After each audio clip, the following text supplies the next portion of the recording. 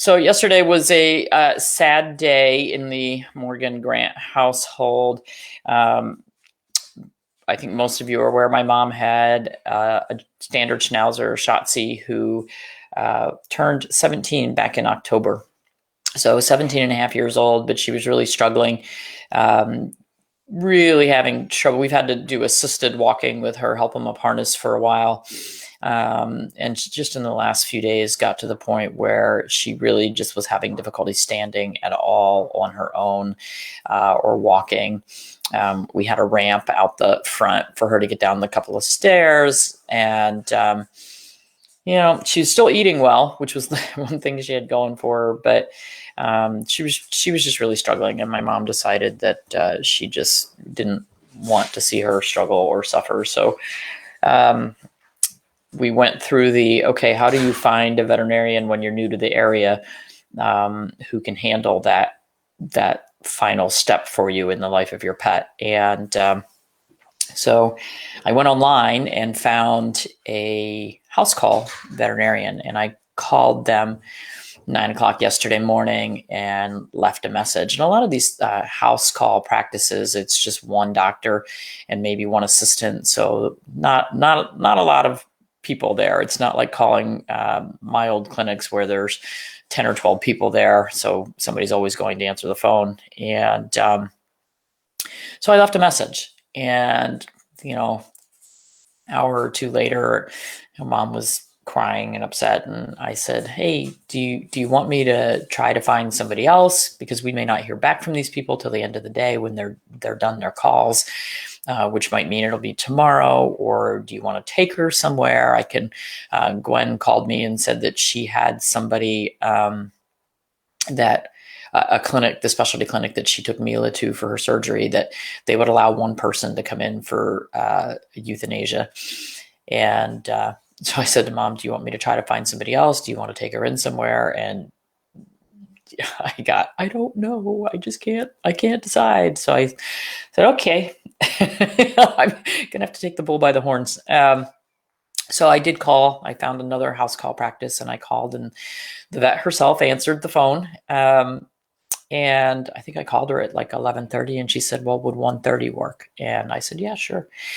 And she came, and of course we had one downpour yesterday where the skies opened up and it rained, like 2 inches in 20 minutes. And of course it was while this poor woman was running back and forth to her car. But she came and she was very nice. And I explained that I was a veterinarian, and she said, well, don't you want to do this yourself? And I said, I can't. I don't have a license to do that here, and I don't have the equipment to do that here. But she was really, really nice. And she examined Shotzi. She gave her an injection in the muscle of a couple painkiller sedative things. And we sat there and chit-chatted for 5 minutes while we waited for that to kind of set in. And so I told her who I am and what I do, and ended up giving her my books. So I only had one copy of the Yin and Yang book, so I gave her that one, and only had one copy of Canine Kitchen Capers, so I gave her that one. And we happened to have 2 copies in the house of the hardback From Needles to Natural, so I gave her one of those.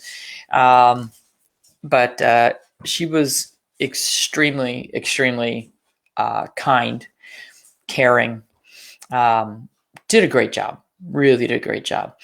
And then the other place that I'd called earlier in the day called back, and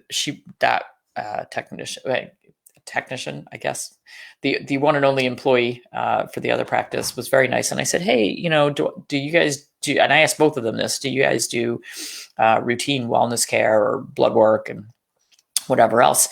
And the one who came out, she said, yes, I do wellness care. She was from Serbia. And really interesting career. She was from Serbia and then practiced in Alaska for a while, and now is here. And so when I told her that, I showed her my cookbooks, and she said, I really don't understand veterinary care in the US. Why do veterinarians tell people not to give their animals real food? Why do they tell them not to cook for their dogs and cats like it's something bad? She said, I don't understand that. In Europe, we're taught, feed them real food. And we're taught to give them human grade food. And so she said, it's very odd here in this country. So she was very happy to get my books. And I told her I did chiropractic and acupuncture. And she said, oh, I have so many clients who ask for that. And I said, yeah, well, don't call me. I can't do it. But she was very nice. And when I talked to the people at the other practice, I asked them, do you guys do other stuff? And she said, no. She was a full service house call practice, and she is so overwhelmingly busy that now she is a euthanasia only house call practice. So that's all she does all day, every day, is in-home euthanasia. And what that says to me is there's a huge need for that, a huge need, especially with the curbside stuff going on. People want to be with their animals at the end, and having something taken care of at home, a lot of times is the only way that you can accomplish that, particularly if you want multiple family members to be there, if you want your children to be there. So I was very fortunate to actually find 2 different veterinarians who I felt were amazingly kind, amazingly compassionate. And I didn't feel like the fee was exorbitant for her coming out at the last minute in the pouring rainstorm and taking Shotzi with her for cremation. And then she will come back in about 10 to 14 days and bring us Shotzi's remains. So really just sweet doctor.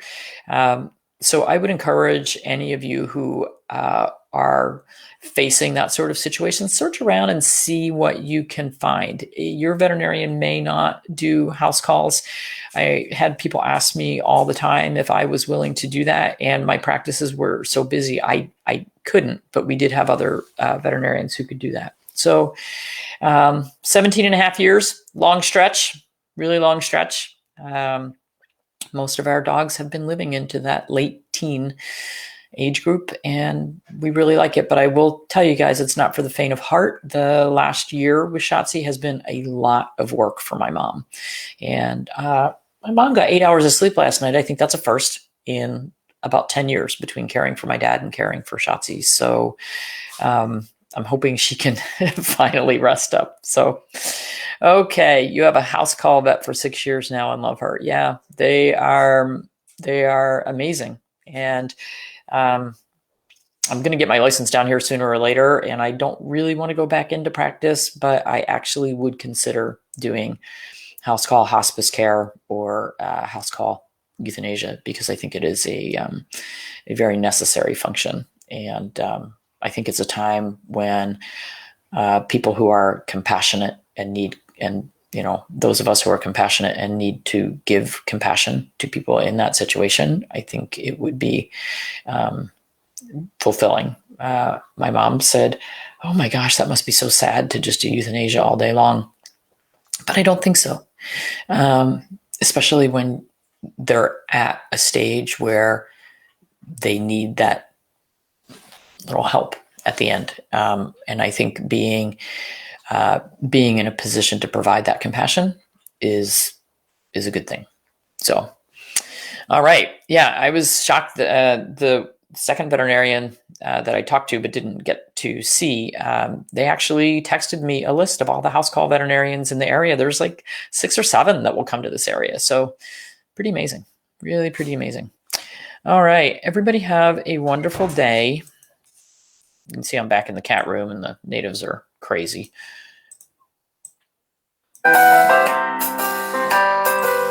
Okay.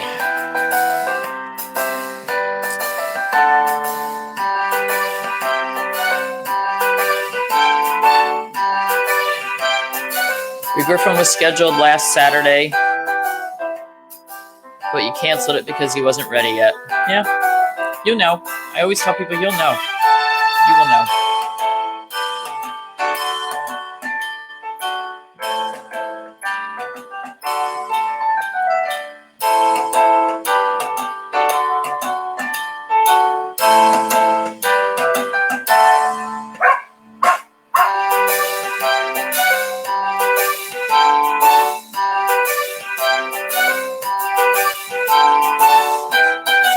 You're right, Beth. They do. You have to enjoy the heat wave. It's going to be 67 here tomorrow. 67. Gonna love it.